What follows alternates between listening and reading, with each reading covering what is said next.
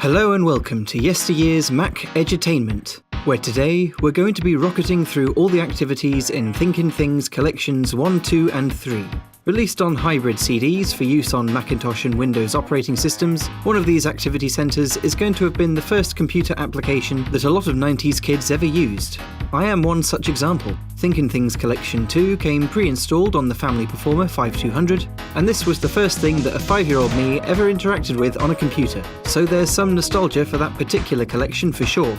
The first of these came about in 1993, initially on some floppy disks. It's still sort of available from a publisher, as Mac Kiev has a listing for the Mac OS X re-release that supposedly works on 10.1 all the way up to 10.14 Mojave. It's been fiddled with and rebranded Tooney's Lagoon, but it's still essentially the same 6 activities. We are, of course, however, looking at the original, and we'll start with the Fripple Shop. Fripples are a recurring bunch of critters present in all 3 collections. There was also another activity centre developed later, based entirely around them.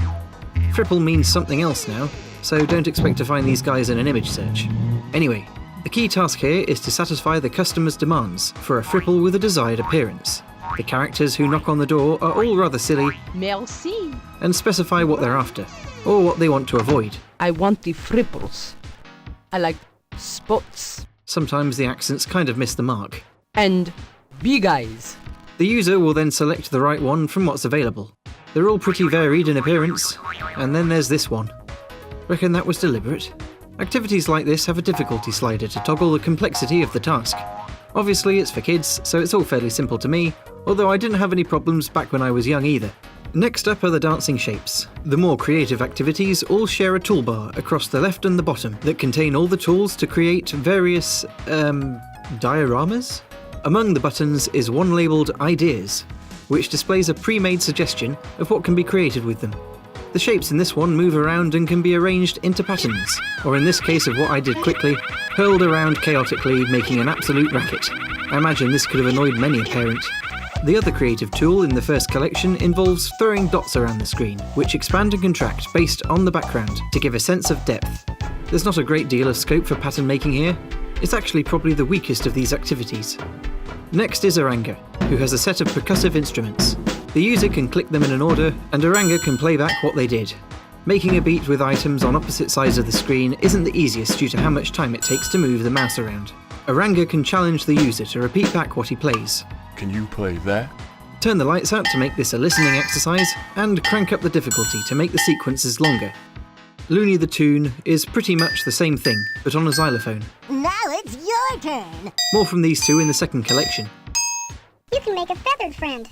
The final activity from the first set is some sort of chicken factory. The user can customise the appearance to make additional chucks, Make the missing bird, please. and undertake challenges to fill the gaps in various sequences. They then fall through the floor, presumably to be made into dinner. Thinkin Things Collection 2 is, as mentioned, the one I used most way back when. I also think it's the strongest of the sets. There's a little intro animation that plays upon boot, which displays the 5 activities that can be selected. We'll start with the Fripples again. Fripplestration is a tile matcher that allows the user to either Match what you see. or. Match what you hear. There's a decent amount of variety here. From Fripples, animal cries, Frenchies throwing paint at the screen, and coloured text spelling out other colours when the difficulty has been turned up. 2 people can face off against one another as well, which is a nice touch. Oranga has another activity in this one, where him and some bandmates bash out short sequences of beats specified by the user, and some preset ideas to get someone started. There are a variety of, instruments that the trio can whack, which comes with a few sound effects. You could choose them here. Alongside their normal sounds, there's some goofy spoken noises.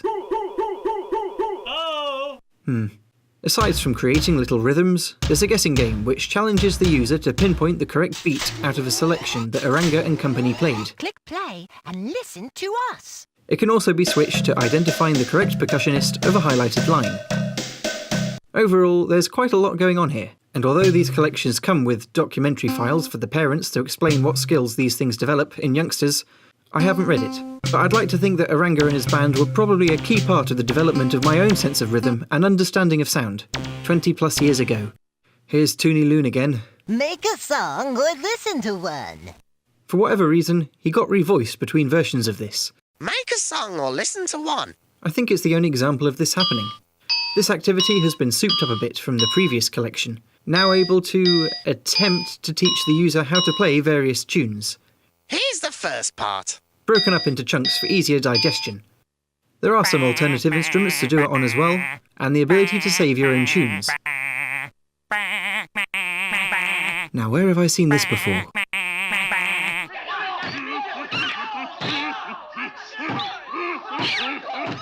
Ah, yes.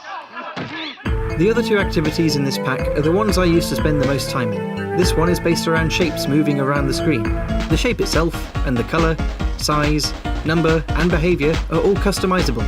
They can interact a bit with the background too, with the user able to set a mask that dictates what part of an image goes in front or behind the shape. So, with a basic set of paint application tools, the user can create little scenes by creating an image with one element represented by the moving shapes. Here's a couple I made earlier. You can be as clever or as immature as you like with it. The other one has all the background stuff without the masking tool, alongside another paintable strip. The contents of this rotate around in a specific shape, customised like a pot. It rotates at a specified speed and bounces about to deliver an interesting visual effect. Right, on to Collection 3. This one landed a year or so after the previous two, and I think was geared towards a slightly older audience. I never tried this one when I was young, so I'm looking through these for the first time now. 5 activities again, 2 of which came with compatibility issues. One crashed on one machine and I had to use it on another, and another of them, interestingly enough, ran slower than treacle on my 68K Performer. It's only a year older than that computer, so I was quite surprised. The activity in question involves these balls that move around at various speeds depending on the board's shape, or direction it's tilted in. Perhaps this needs a lot of mathematical equations to do properly. My Performer lacks a floating point unit, and supposedly the software FPU emulation is actually bugged, so that might have had something to do with it. But I digress. The provided ideas for this one include a pull table, a tilting ball maze, and a bunch of other protrusions that see the balls whizzing around, usually into a hole. Next we have a trading activity. Let's trade! The objective of this is to acquire all the specified items. A user starts with some unrelated items, and is tasked with making calls to various animals dotted around the world, and trading whatever for whatever until they reach their goal. Let's call Sheila in Australia and do the deal. Howdy. Good to see ya. Would you like to make a deal? On the face of things, while the problem-solving part of it is quite good, I feel this activity does fall pretty flat. Let's give it a go. Ta-ta! The same goes for this image manipulation activity. Warp and disfigure one of a handful of old low-quality images with the help of the little green cast of bogies down the right. They all do something different, from mixing something up to stretching it. The challenge part of the game involves the user attempting to make the left image look like the one on the right. I feel that the images themselves are quite weak. A boat, an animal, some nothing, and a city shot which I think might be Edinburgh. These are somewhat at odds with the cartoony nature of the rest of the applications, and I don't think a kid would really engage with them as much as if they had selected pictures that were a bit more fun. A flawless forgery! Well, the Fripple activity is better. Can you solve the case of the empty Fripple house?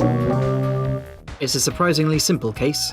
The rooms presented here, and some of the Fripples, give instructions on who goes where. These are based upon the Fripples' features, and the features of their neighbours. There's not much more to say about that one, so let's finish off with what may well be the most complicated of the lot.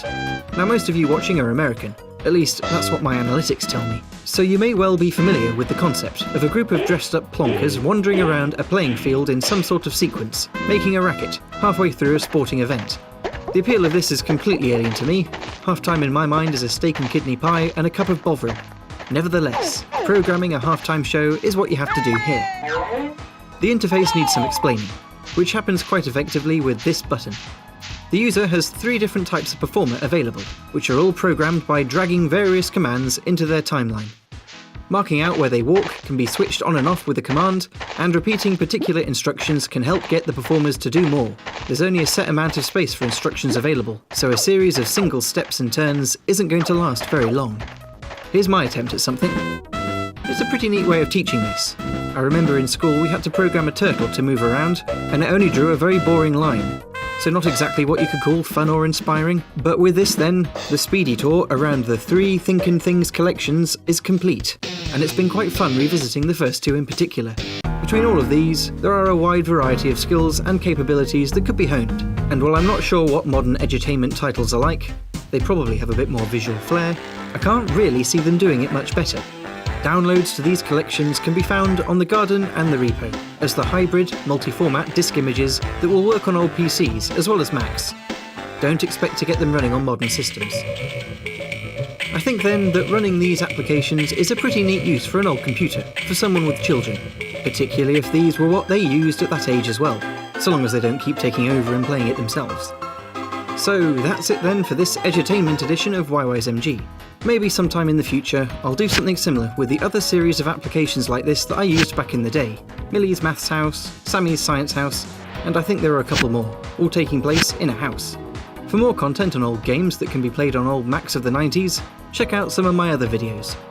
Otherwise, get thinking about things and put them in a comment. Thanks for watching then, and see you next time. Good job.